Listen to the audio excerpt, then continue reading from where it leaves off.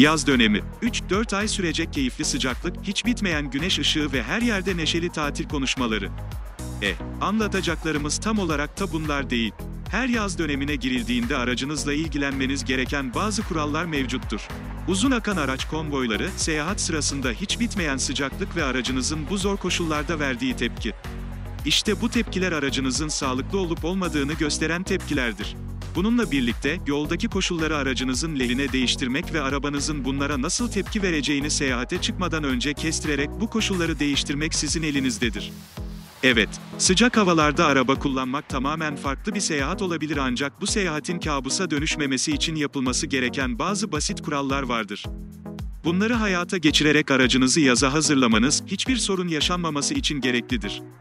Bu nedenle, yaz döneminde sıcak iklimlere sahip bir yere gitmeyi planlıyorsanız, sizlere paylaşacağımız bazı önemli tavsiyelerimiz olacak. Yaz dönemine aracınızın bakımını yaptırmadan girmek, yaz sıcağının yapacağı bitkinliğin, hem sizi ve hem de en sevdiğiniz otomobilinizi etkilemesi kaçınılmazdır.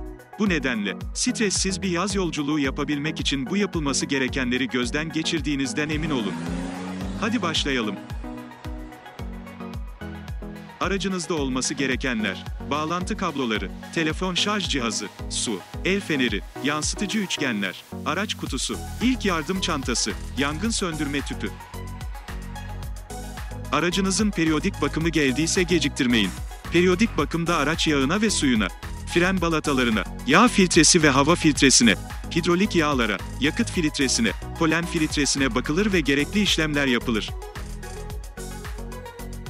Periyodik bakım dışında bakılması gerekenler: aracın motor aksam kontrolleri, alt aksam kontrolleri, benzinli araçlarda buji kontrolü, dizel araçlarda enjektör kontrolü, rot başları kontrolü, motor ses kontrolleri, kısa ve uzun far kontrolleri, egzoz ve katalizatör kontrolleri yapılır ve gerekli önlemler alınır.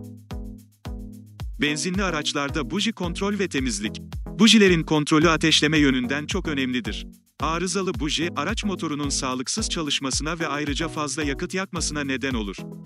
Dizel araçlarda enjektör bakım ve temizlik. Dizel araçlarda enjektör kontrolleri, araç motorunun düzgün çalışmasına ve motor yakıt sarfiyatının düşmesine ve araç çekiş gücünün artmasını sağlar. Şimdi biraz araç motor çalışma prensibi ile ilgili kısa bilgi edinelim. Motor, kullandığı yakıtı enerjiye çevirerek araca güç sağlar. Başka bir ifadeyle, burada, kimyasal enerji mekanik enerjiye dönüştürülmektedir. Motorun sağlıklı çalışabilmesi için, öncelikle yakıt ve temiz hava akışı, soğutma suyu, ateşleme için elektrik ve yağlama için de yağ gerekir. Motor, yanma odası adı verilen içi boş silindirlerden ve içerisinde de aşağı yukarı hareket ettirilen pistonlardan oluşur.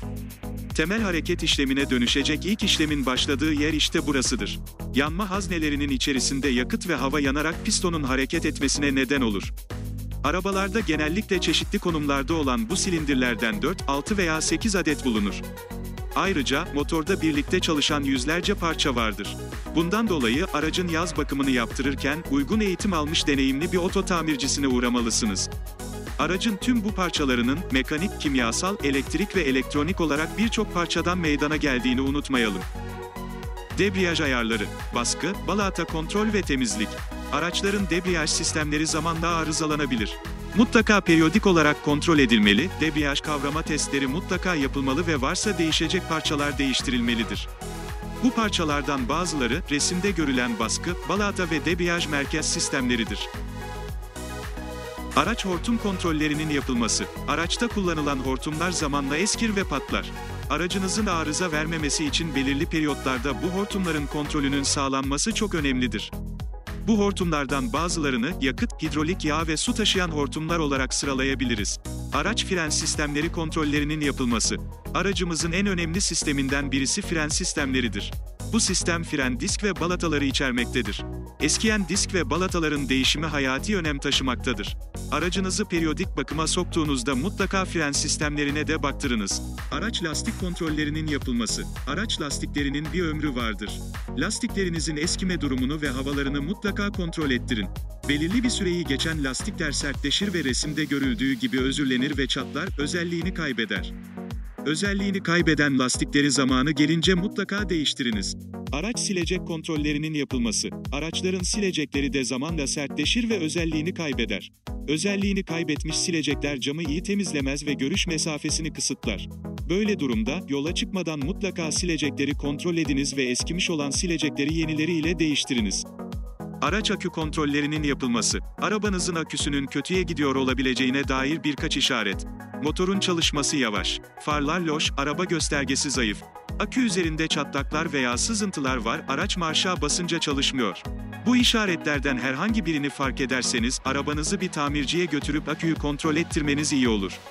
Akünün şarj olup olmadığını ve değiştirilmesi gerekip gerekmediğini görmek için test yaptırıp ileride sorun yaşamazsınız. Far, stop ve sinyal kontrollerinin yapılması.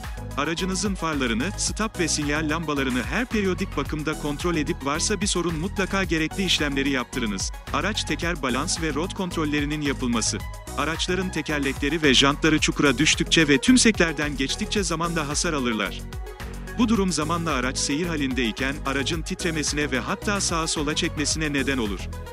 Bu durumda en azından 6 ayda bir rot ve balans kontrollerinin yapılması hem lastikler ve hem de güvenlik açısından oldukça önemlidir.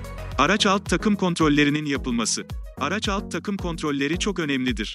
Zaman zaman belirli periyotlarla araç alt aksamlarının kontrolü güvenlik açısından çok önemlidir.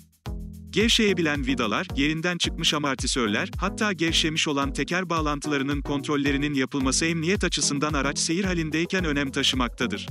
Araç iç ve dış temizliklerinin yapılması. Araç iç ve dış temizliğine dikkat. Araç iç temizliğini yapmak gerekli hijyen korumalarını sağlamaktadır. Gerekirse ozon ile iç temizliğin yapılması, araç içi mikroplardan tamamen uzaklaşmak anlamındadır. Araç dış temizlik, araç boyasını korumak anlamına gelir. Yağ ve kirle kaplı aracın boyasına, dış çevrelerden gelen kimyasal atıklar zarar vermektedir. Bunun için dış temizlikle boya ömrü uzar ve boyada eskime olmaz. Temizlikten sonra her yaz başında boya koruma yaptırmak boya ömrünü daha da uzatır. Otomatik araba yıkamanın beraberinde getirdiği başlıca sorunlardan bazılarına değinmek isteriz. Otomatik araba yıkama hizmeti verilen çoğu şirketin kullandığı temizleme kimyasalları çok önemlidir. Kullanılan temizleme kimyasallar aracınızın boyasına zarar vermeyecek kimyasallar olmalıdır. Otomatik araç yıkamalarda, belirli noktalara dokunulamayan temizlikle karşılaşabilirsiniz. Bu nedenle araç üzerindeki kir tamamen çıkarılamayabilir. Oto yıkamanın nihai amacı, tüm kirleri çıkarmak ve arabanızı lekesiz göstermektir, ancak otomatik araba yıkamada kir araçtan tamamen çıkarılamadığı için tam anlamıyla iyi bir temizlikten söz edemeyiz. Otomatik araç yıkatmak aracınızın boyasına olumsuz etki yapabilir.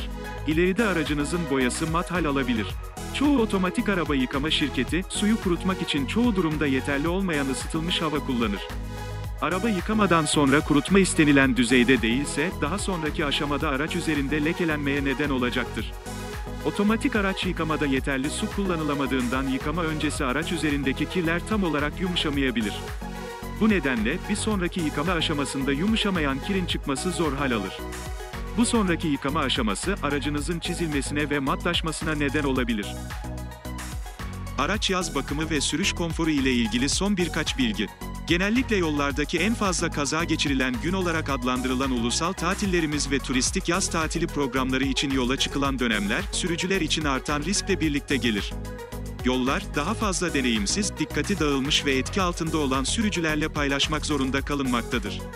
Tatil yolcularından kaynaklanan trafik ve tıkanıklık artar ve araç bakımının yapılmaması arızalara ve buna bağlı güvenlik sorunlarına yol açabilir.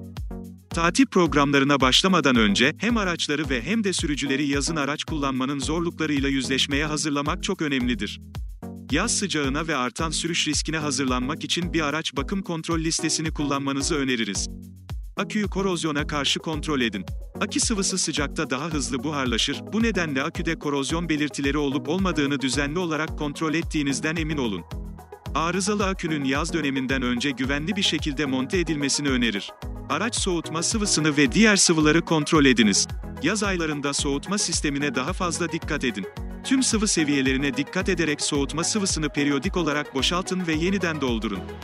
Motor yağı, şanzıman yağı, fren yağı ve direksiyon yağını doldururken, aracınızın kullanma kılavuzunda belirtilen sıvı türünü kullandığınızdan emin olun. Lastikleri doğru şekilde şişirin. Az şişirilmiş bir lastik sıcak asfaltla karşılaştığında patlama riski artar. Yaz aylarında, yedek dahil, lastik basıncını sık sık kontrol edin ve üreticinin tavsiyelerine göre hava vurun.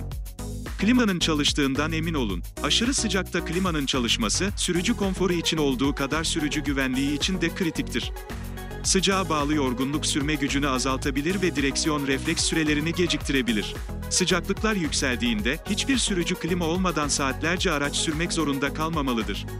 Arıza durumunda yolculuk çantası hazırlayınız. Yol sürüşü esnasında, aşırı sıcakta bir arıza meydana gelirse, bu durum, sürücüyü tehlikeli ve hatta yaşamını tehdit edici bir konuma getirebilir. Tam şarjlı bir cep telefonu, ilk yardım çantası, güneş kremi, atıştırmalıklar ve bol su içeren yolculuk çantası ile bu zorlu durumu en hafif şekilde atlatın. Dikkatli araç kullanmak. Herhangi bir yolculukta en iyi güvenlik, dikkatli ve ilgili bir sürücüdür. Yaz mevsimi tatil ve rahatlama getirse de, sürücülerin hızlı araç kullanmamaları, riskten kaçınmaları ve araç kullanırken telefonlarını kullanmaktan kaçınmaları konusunda eğitilmesi önem taşımaktadır. İşlemimiz böylece tamamlandı. Kanalımıza abone olmayı, beğenmeyi ve bildirimleri açmayı unutmayınız lütfen.